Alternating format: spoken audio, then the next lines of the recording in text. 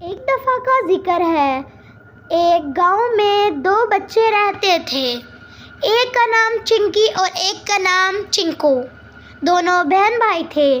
वो दुकान में जा रहे थे चीज़ लेने के लिए। रास्ते में वो लोग अपने घर का रास्ता भूल गए और वो लोग एक जंगल में पहुंच आए।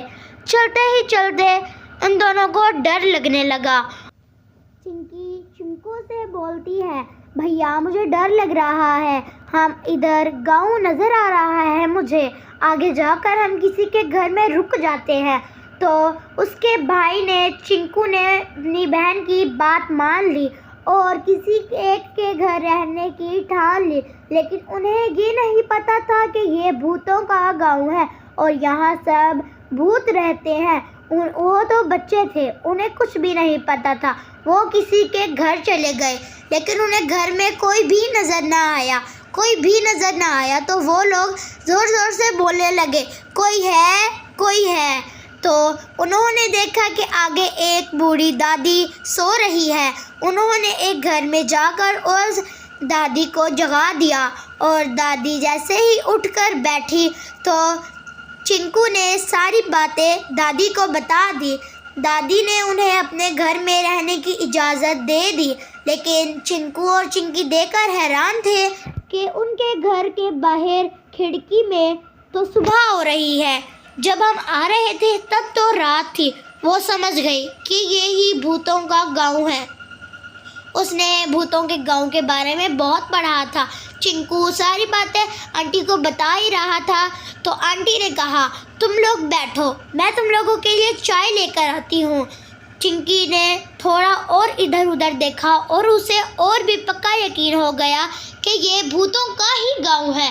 तो चिंकू और चिंकी जब बैठे और एक दूसरे से बात करने लगे, उन दोनों को पता चल गया था ये आंटी भूत है। और इन दोनों ने थोड़ी सी प्लानिंग की और आंटी इनके लिए चाय लेने चली गई। इन्होंने प्लानिंग की कि रात को जब हम सो जाएंगे तब आंटी अपने असली रूप में आएंगी, तब हम सोने की एक्टिंग करेंगे और हम जल्दी से जाग जाएंगे। और दादी गई उस कमरे में और दादी अपने असली रूप में आने वाली थी और उसे कुछ होने लगा। ज़ोर ज़ोर से वो पूरे कमरे में उछलती जा रही थी। वो गोल गोल अपने पूरे कमरे में घूमती जा रही थी। पता नहीं उसे क्या हो रहा था। भूतनी को पता चल गया कि मेरा टाइम आने वाला है मरने का, क्योंकि जब भी कोई मरता है तो उसके साथ ऐसा होता है। लेकिन वो चाय लेकर गई और तीनों ने बैठकर चाय पी। चिंकी बहुत होशियार थी, चिंकू थोड़ा सा भोला भाला था। चिंकी बहुत ज़्यादा डरी और सहमी हुई थी, लेकिन उसने प्लान बना लिया था सब कुछ। और दादी ने उनके साथ ढेर सारी बातें की और दादी ने ये भी सोचा कि जैसे ही रात होगी मैं अपने असली रूप में आऊँगी और मैं इन्हें खा जाऊँगी। फिर मुझे बड़ा ही मज़ा आ जाएगा और मेरा पेट भी भर जाएगा। 2 दिन का खाना मेरा बन जाएगा। एक दिन मैं चिंकी को बना लूँगी अपना खाना और एक दिन चिंकू को।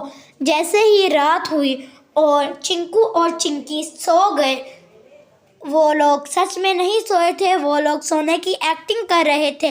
दादी अपने असली रूप में आ गई और ज़ोर ज़ोर से हंसने लगी और कहने लगी, हा हा हा हा हा, अब मेरे पास 2 शिकार हैं जो कि खुद ही चल के आए हैं, हा हा हा हा। और वो ये कहकर उन दोनों को एक गहने जंगल में ले गई। लेकिन उससे पहले इसको थोड़ा सा सोचना पड़ा। और लेकिन थोड़ी देर बाद वो जंगल में ले गई और उन दोनों ने उसे मारना शुरू कर दिया। और वहीं पर सेठ भी आ गया। सेठ ने पीछे से उसे ढेर सारे चाकू मारे और वो मरने की हालत में हो गई, लेकिन वो मरी ना। आगे से चिंकू और चिंकी उसे मुक्के और लाते मार रहे थे। पीछे से सेठ उन्हें कह रहा था, और ज़ोर से बच्चों, और ज़ोर से। और पीछे से उसे चाकू भी मार रहा था। जब चुड़ैल मर गई और सेठ ने पूछा, तुम लोग यहाँ क्या कर रहे हो और कैसे आए हो?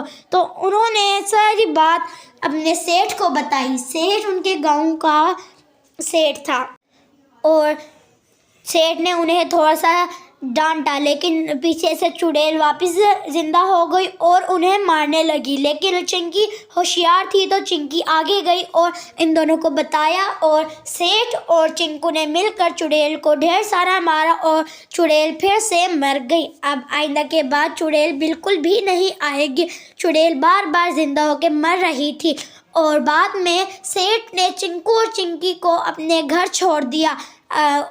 उसकी मम्मा ने चिंकू और चिंकी को थोड़ा सा डांटा, लेकिन चिंकू ने सारी बातें अपने मम्मा पापा को बता दी और सारी बातें बताते हुए उन्होंने ये भी कहा कि हमारी मदद सेठ ने की थी। सेठ पीछे से चाकू लेकर आ गए थे। सेठ अपने काम से आए थे, उन्होंने देखा हम मुसीबत में हैं तो उन्होंने हमारी मदद की और चुड़ैल को मार दिया।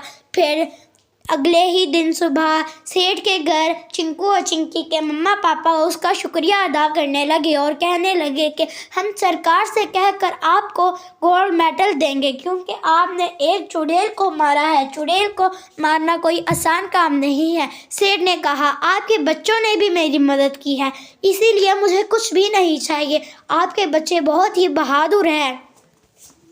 और फिर सेठ ने कहा बस आप हंसी खुशी रहे, मुझे कुछ भी नहीं चाहिए, ये तो मेरा फ़र्ज़ था, आखिर मैं इस गांव का सेठ हूँ।